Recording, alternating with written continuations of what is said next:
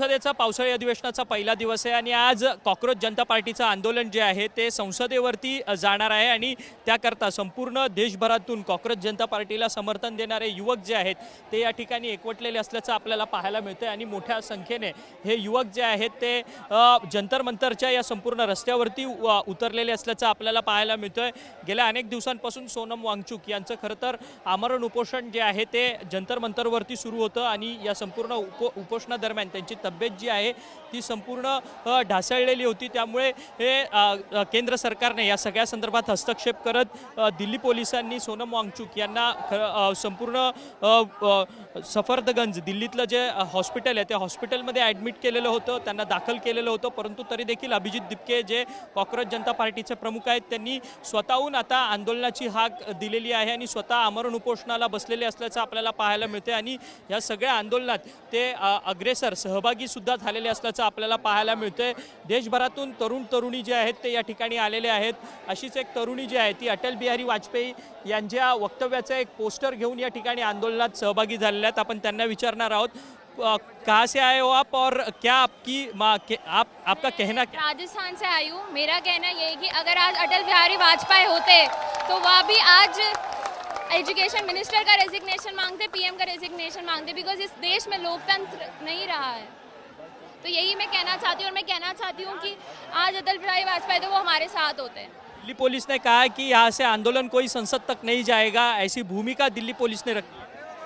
ये भूमिका मतलब देखो, अगर जा पाएंगे तो बिल्कुल कोशिश करेंगे, पर नहीं जा पाएंगे तो अपनी बात रखने के लिए पोस्टर जरूर लाएंगे। तर वेगवेगळी संदेश घेऊन या ठिकाणी तरुण वर्ग जो आहे तो या ठिकाणी पोहोचलेला असल्याचं आपल्याला पाहायला मिळतंय आणि मोठ्या संख्येने तरुण वर्ग जो आहे तो या ठिकाणी ज्या ठिकाणी बॅरिगेटिंग लावलेलं आहे त्या ठिकाणापर्यंत पोहोचलेला आहे आणि थोड्याच वेळात हा सगळा तरुण वर्ग जो आहे तो आक्रमक देखील होऊ शकतो। त्या पद्धतीने या सगळ्या तरुण वर्ग जो आहे तो या ठिकाणी जमलेला असल्याचं आपल्याला पाहायला मिळतं। देशभरातून सर्वच नेते मंडळी जे आहेत ते या ठिकाणी पोहोचताना पाहायला मिळतात। तरुण वर्ग मोठ्या प्रमाणात तरुणी या ठिकाणी पोहोचताना पाहायला मिळत आहेत आणि डॉक्टर बाबासाहेब आंबेडकर यांचे फोटो घेऊन या ठिकाणी काही आंदोलक पोहोचलेले आहेत। कहाँ से आए हो और क्या कहना है आपका? आज संसद में आंदोलन हुआ। मैं इंडिया से आया हूं सर।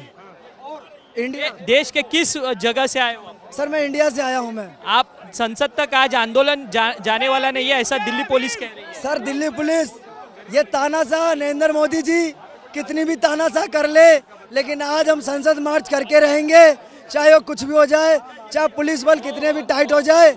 आज ये युवा और छात्र पीछे हटने वालों में से नहीं है। हम लोग बाबा साहब के संविधान को मानते हैं और भगत सिंह की आज़ादी को ऐसे ही वेस्ट नहीं जाने देंगे। जो ये लोग सोच रहे हैं, जो इनकी मंशा है ना, जो ये लोग कहते हैं कि ये विरोधी बताते हैं कि ये इंडियन नहीं है, इन्हें बाहर से फंडिंग हो रही है, तो सबके आधार कार्ड चेक कर लीजिए मोदी जी, सब भारत के ही रहने वाले हैं, सारे इंडियन हैं। किसी की जात ना पूछिए, किसी का जिला ना पूछिए, हम सब भारतीय नागरिक हैं और हम अपना हक मांग रहे हैं। हम धर्मेंद्र प्रधान का इस्तीफा मांग रहे हैं। एक धर्मेंद्र प्रधान का इस्तीफा नहीं ले पा रहे नरेंद्र मोदी जी, तो ये देश के क्या डिसीजन ले सकते हैं कि अपने एक मंत्री का इस्तीफा लेने में इनकी हवा खराब हो रही है। तर धर्मेंद्र प्रधान यांचा राजीनामा का घेत नाही असा थेट प्रश्न जो आहे तो तरुण वर्ग जो आहे तो या ठिकाणी जंतर मंतरला उपस्थित करताना आपल्याला पाहायला मिळतोय। देशभरातून हे सर्वच तरुण मंडळी जे आहेत ते आंदोलनामध्ये सक्रिय पद्धतीने या ठिकाणी सहभागी झालेले असल्याचं आपल्याला पाहायला मिळतोय।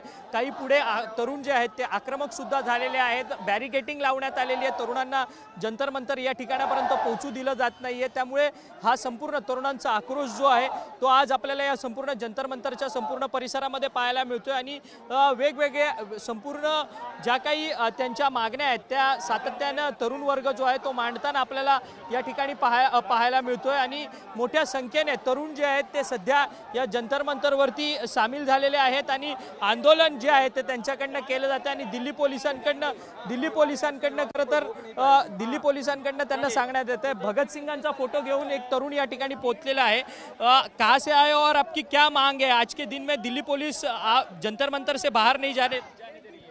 देखिए, मेरा नाम स्वतंत्र यादव है और हम गाजियाबाद से आए उत्तर प्रदेश से। ठीक है, हमारी मांग कम से कम 1 महीना हो गया है हमारी सिर्फ इतनी सी मांग थी, अगर आप मान लेते तो इस प्रोटेस्ट की शायद जरूरत ही नहीं पड़ती।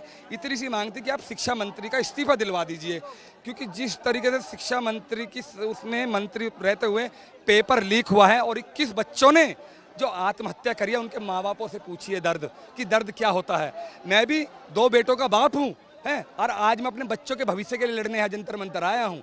और मैंने तो यही आह्वान करा है देश की जनता से, क्योंकि आने वाला समय हमारे बच्चों का होगा, और आज अगर इस तानाशाही सरकार से ना लड़े तो आने वाला समय हमारा अंधकार में चला जाएगा। हमारी मांग यही थी कि नरेंद्र मोदी जी, आप एक बार सोनम वांगचुक से मिलते और उनके अनशन को ख़त्म करवाते। आप बोलते कि हम धर्मेंद्र प्रधान का इस्तीफा लेंगे और आप इस अनशन को खोलिए, आप इतनी परेशानी मत उठाइए। आपने देखा होगा यही तानाशाही की प्रकाष्ठा है। खरं तर आपण पाहिलं तर धर्मेंद्र प्रधान यांचा राजीनामा त्यांनी द्यावा या मागणीकरता ते ठाम असल्याचं आपल्याला पाहायला मिळतंय।